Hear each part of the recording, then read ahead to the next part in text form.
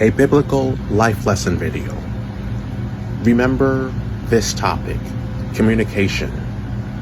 When you speak to other people, you speak with the intention of wanting to be heard, and other people will listen because they think what you have to say is either meaningful, encouraging, or truthful. That is how God communicates with us. When He communicates, whether audibly or in any other means, He is telling us something that is encouraging, truthful, and uplifting, whether in the form of a rebuke, a warning, or encouragement. God is truth. Truth, in one way or another, always communicates. However, communication is not all about speaking. Listening is a part of that. God gave people one mouth and two ears for a reason. We should listen more than we speak. We should also be not inclined to say everything that comes to mind.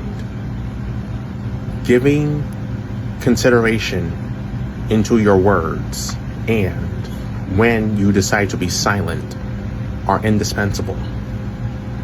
Also, communication is meaningless provided that one does not listen to the other. For example, King Saul in the Old Testament was the first king of Israel. He disobeyed God repeatedly, especially on two occasions. Then God decided to make David his king, the next king of Israel.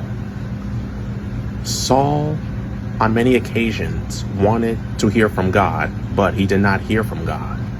In essence, God stopped speaking to Saul because Saul stopped listening.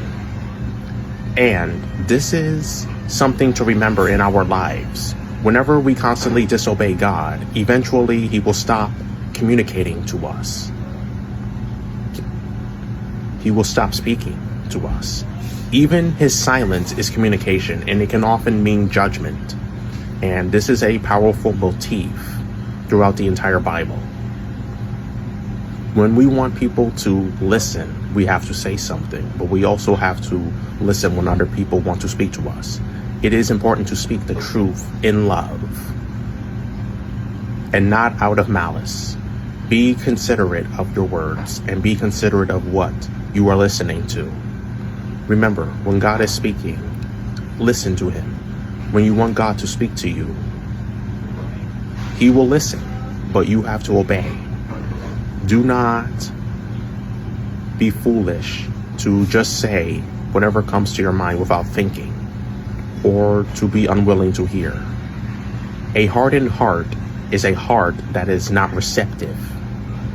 Remember that. Have a blessed day, and remember, be wise in both speech and silence.